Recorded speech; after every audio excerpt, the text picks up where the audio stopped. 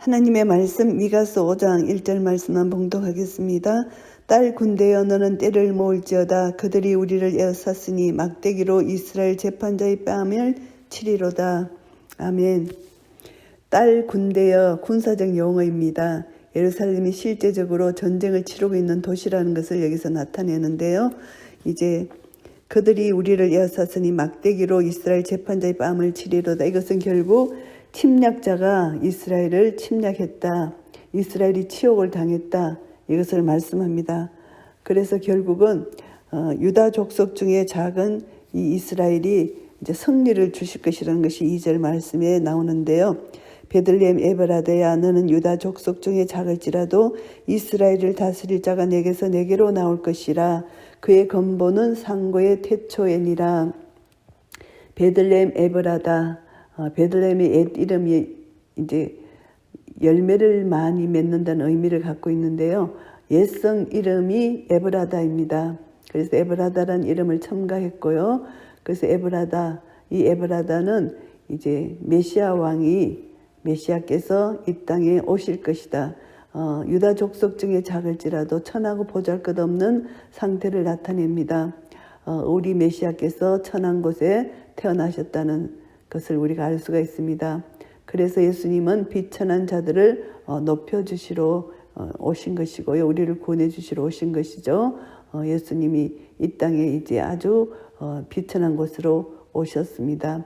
이스라엘을 다스릴 자가 내게서 내게로 나왔다. 그 여호와 하나님께서 이스라엘 다스릴 자가 오셨다는 것입니다. 메시아께서 천한 베들레헴에서 우리 인간에게 나오신다. 이것을 말씀합니다. 그래서 그의 건보는 상고의 태초이니라. 예수 그리스도 메시아는 하나님이시다.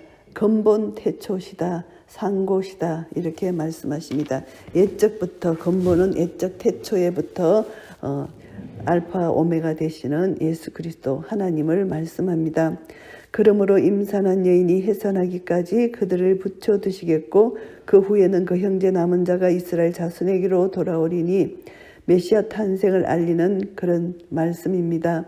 임신한 여인이 해산하기까지 이 임산한 여자 해산하기까지 결국은 이제 시온을 의미합니다. 임신한 여인이 시온을 의미하는데 이스라엘의 이제 방치 시기가 이제 메시아 등장으로 그 남은 자가 돌아오는 때까지를 말씀하는 것으로 보입니다.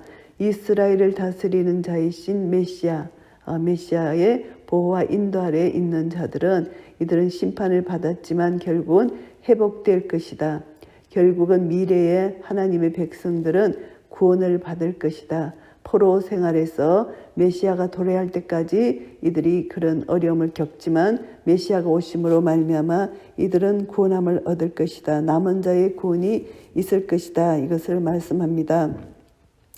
그가 여호와의 능력과 그 하나님 여호와의 이름의 이옴을 의지하고 서서 그 때에게 먹여서 그들로 안연히 거하게 할 것이라. 이제 그가 창대하여 땅끝까지 미치리라. 이제 메시아 사역을 여기서 나타냅니다. 능력과 이름, 하나님의 존귀와 능력을 여기서 나타냅니다. 메시아는 하나님의 존귀와 능력을 가지고 땅 끝까지 다스리시는 분이십니다. 통치 원리 세상 지도자처럼 무력한 것이 아니라 무력으로 하는 것이 아니라 평화로 다스린다는 것입니다. 그래서 하나님 백성들에게 꼴을 먹이시는 목자로서 우리의 주인으로서 왕으로서 세상을 통치하시고 다스리시는 메시아 왕국은 평화의 나라다. 이것을 우리가 알 수가 있습니다. 이 사람은 우리의 평강이 될 것이라. 아수르 사람이 우리 땅에 들어와서 우리 궁들을 밟을 때에는 우리가 7 목자와 8 군왕을 일으켜 그를 치리니 평강의 왕이 될 것입니다. 예수 그리스도가 평강의 왕으로 오셔서 남은 자들을 구원해 주시는 분이시라는 것을 말씀합니다. 이스라엘의 남은 자에게 평화를 주실 것이다. 예수 그리스도 안에서 성취가 된 것입니다. 아수르 사람, 이것은 이제 이사야 선지자도 아수르가 패망한다는 것을 예언했잖아요. 그러니까 이제 다윗 집안에 새로운 왕이 등장할 것이다. 다윗 왕 집안에 새로운 왕이 오셔서 많은 이방 나라를 이제 이길 것이라는 것입니다. 이스라엘을 억압하고 공격하는 모든 나라들을 물리칠 것이다. 이것을 말씀합니다. 그들이 칼로 아수르 땅을 항목케 하며 니므롯 땅의 어기를 항목케 하리라. 아수르 사람이 우리 땅에 들어와서 우리 지경을 밟을 때에는 그가 우리를 그에게서 건져내리라. 이방의 어떤 침략에서도 하나님께서 건져내신다. 그래서 하나님은 세상 모든 제국을 멸망시킬 것이다. 이스라엘을 건져내실 것이다. 결국은 예수 그리스도 메시아가 오심으로 말미암아 이 땅에 억압받은 사탄의 종로로 닫은 모든 자들을 해방시키시고 자유를 주실 것이라는 것을 상징하는 말씀이기도 합니다. 야곱의 남은 자는 많은 백성 중에 있으리니 그들은 여호와에게로서 내리는 이슬 같고 풀이에 내리는 단비 같아서 사람을 기다리지 아니하며 인생을 기다리지 아니할 것이며, 이제 야곱의 남은 자, 결국은 이슬과 단비 같은 남은 자들을 통해서 모든 열국들에게 축복과 구원을 주시는 하나님의 놀라운 섭리를 여기서 말씀합니다. 8절 말씀입니다.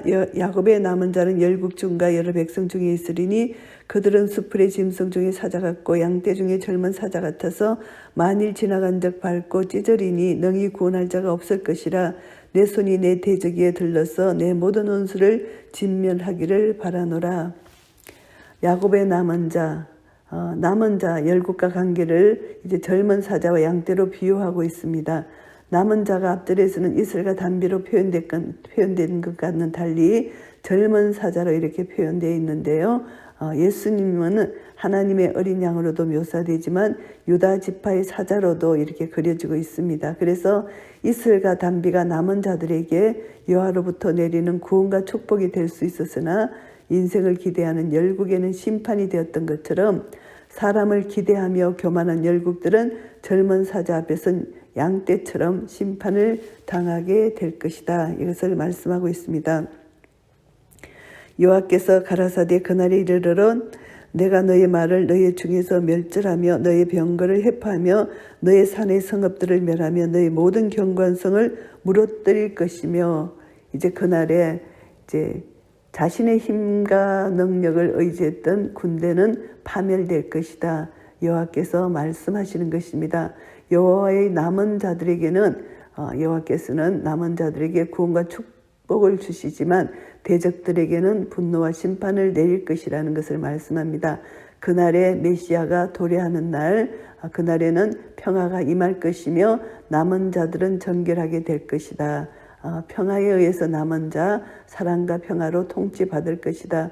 결국은 이제 남은 자들은 사람을 의지하지 않고 오직 여호와 하나님만을 의지하며 하나님의 말씀을 순종하며 살게 될 것이다. 이것을 말씀합니다. 그리고 하나님은 말과 병거, 인간이 의지하던 그 모든 수단들을 하나님께서 그 교만을 꺾을 것이고, 하나님의 통치하시는 나라는 말과 병거가 필요가 없고 하나님은 온전히 하나님의 주권적인 공의와 사랑으로 통치할 것이다. 이것을 말씀합니다. 내가 또 복수를 너희 손에서 끊으리니 내게 다시는 점쟁이가 없게 될 것이며 내가 너희 새긴 우상과 주상을 너희 중에서 멸절하리니 내가 내 손으로 만든 것을 다시는 섬기지 아니하리라. 결국은 점장이들, 복술자들, 마술자들, 이런 자들을 철저히 심판하실 것이다. 모든 우상, 주상을 파괴하실 것이다. 더 이상 이스라엘이 하나님 이외에 다른 우상을 섬기지 못하도록 하실 것이라는 말씀입니다.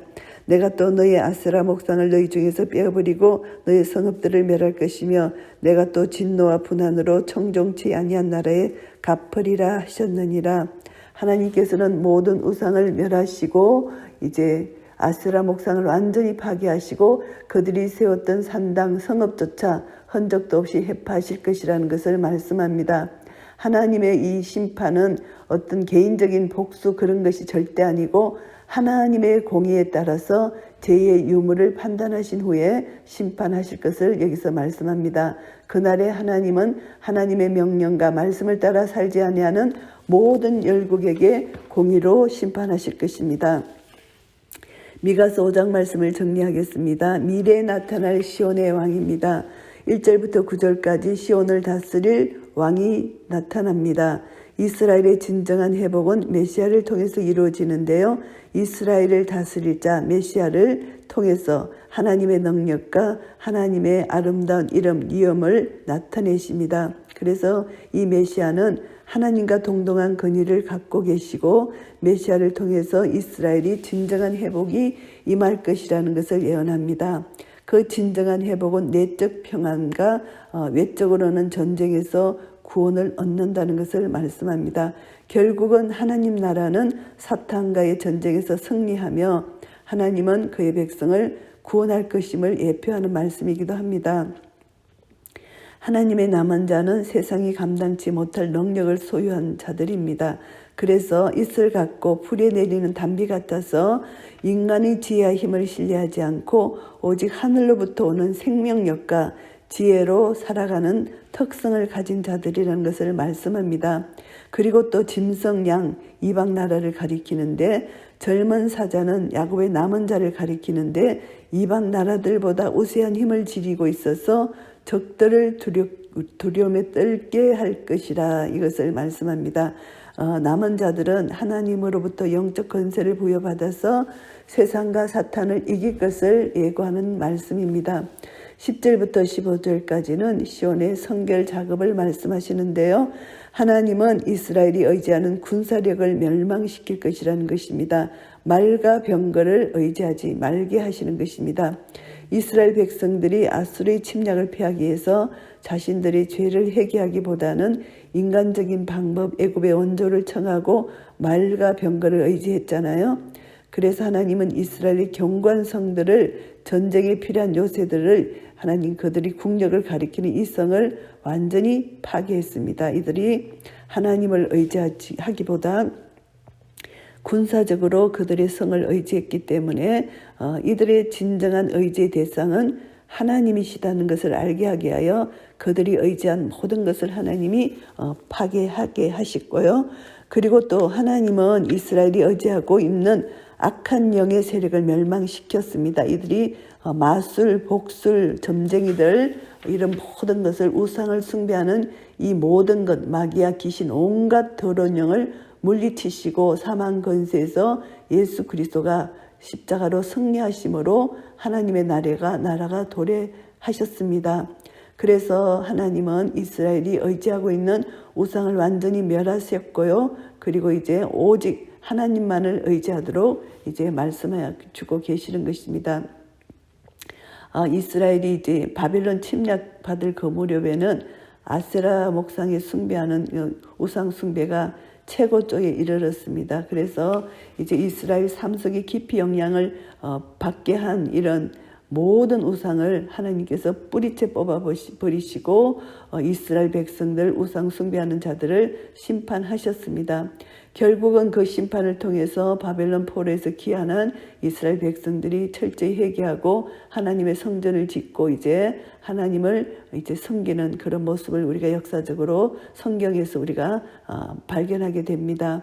그래서 우리는 미가서 5장을 통하여 어떤 교훈을 얻을 수 있나 하면은 우리 성도들은 오직 예수 그리스도 안에서 참된 평강이 있다는 것, 세상의 어떤 것으로도 우리는 평강을 얻을 수 없다는 것, 그러니까 날마다 하나님과 교제하는 삶을 통해서 세상이 줄 수 없는 이 평화, 이 평강을 누리는 삶을 살아야 된다는 것입니다. 세상에는 온갖 더러운 귀신, 더러운 영들이 이제 사탄의 권세 아래 있으면서 하나님 백성들을 날마다 침략하지만 우리는 이미 우리 안에 계신 하나님 나라 예수 그리스도가 계심으로 인하여 세상 끝날까지 우리를 지키시고 보호해주시고 인도해 주신다는 이 약속의 말씀을 붙들고 끝까지 우리는 세상을 의지하지 말고 살아계신 하나님, 이 생명의 말씀을 의지합니다. 이 말씀은 살았고 운동력이 있고 이 말씀만이 영이요 생명이기 때문에 이 말씀을 통하여 날마다 생명을 공급받아서 이 생명의 능력으로 살아갈 때 우리는 이미 승리하신 이김이 우리의 것임을 선포하며 우리는 날마다 승리를 경험할 수 있을 것입니다. 이런 승리가 우리의 것이 되어서 날마다 모든 영광 하나님께 돌려드리는 한 분 한 분 되시기를 예수 그리스도 이름으로 축복합니다. 아멘.